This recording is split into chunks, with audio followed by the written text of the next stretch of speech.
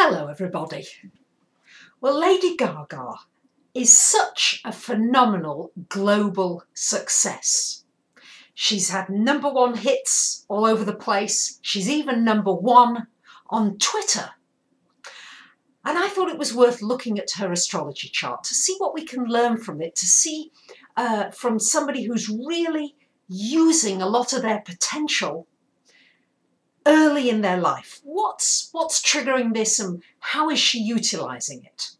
So first thing to let you know is she's born on the 28th of March 1986, Yonkers, New York, and the general consensus is that she's born at 10:55 p.m. That gives her an Aries sun, a Scorpio moon, and a Saggy ascendant. She's predominantly fire and water in her chart. So fire gives her this drive, this determination to succeed. And the water makes her sensitive, makes her receptive. She's got Sun in Aries and Venus in Aries. So she's not afraid to say that she likes money, she likes nice things, and she's also very competitive. We've got Mercury in Pisces, which is this escapist part of her, the part that where, you know, her songs, they can kind of get under your skin, that addictive quality to them. That's that Mercury Jupiter she has in Pisces. Now, Mars is her ruling planet, well, one of her ruling planets, Mars and Jupiter. So Mars rules her sun and rules her moon. And her Mars is in Capricorn, where it's exalted. So she has a very strong Mars. Now, Mars in Capricorn is dedicated, is driven to succeed. It's a very efficient Mars. And not only that, she's not afraid of hard work at all.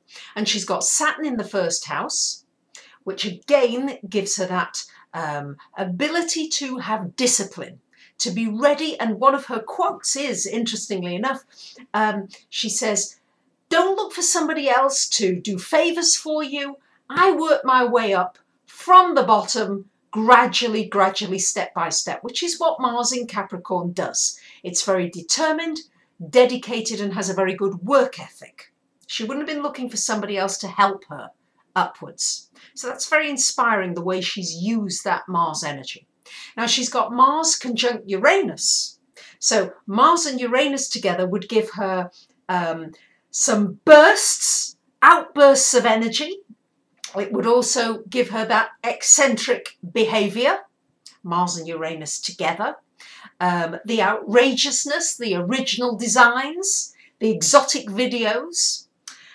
We've got the Midheaven in Virgo, which means that she feels as though she needs to contribute. She wants her work to make a difference, and boy, it certainly does that. And she also has given a lot to various charities, particularly HIV and AIDS. She's very involved with the gay community in one way or another. With the Sagittarian ascendant, so ruled by Jupiter, there's this feeling of a multicultural mix. Everything about her is strange and odd and over the horizon, but she reaches so many people with that. Sagittarius gives her the optimism, the ability to reach out far and wide. The Scorpio moon gives her that intensity and really serious motives for her actions, and also, of course, all the sexual overtones in a lot of her work.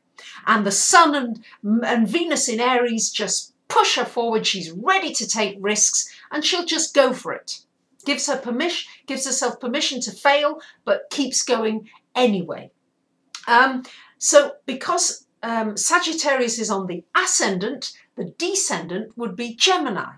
So Gemini, the descendant, is what you look for in your relationships. So she's looking for people with Gemini type qualities. So people who are talkative, who are a little bit mischievous, people who are a little bit weird, a bit odd.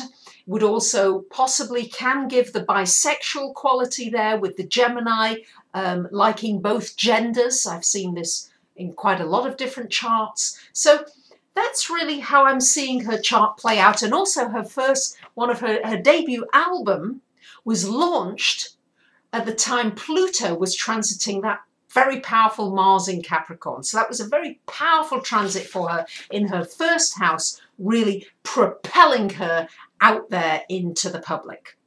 So I find her chart really fascinating because she's made use of so many elements in her chart. And here's the interesting thing. She's got no air at all in her chart. Nothing in Libra, Gemini or Aquarius. Now, how interesting is that? Now, air would give her the ability to rationalize things, to analyze, to work things out. And maybe she hasn't bothered with a lot of that. Maybe she's just gone on gut instinct, the Scorpio moon and the Aries sun, and she's not been held back by a lot of air. Now, don't get me wrong, air doesn't necessarily hold you back, but she's not had all this should I, shouldn't I, Libra energy, will I, won't I type energy, the Gemini flitting into different things and never settling in one area. So she's not had that to contend with. So she's just pushed forward and she's used having no air to her great advantage.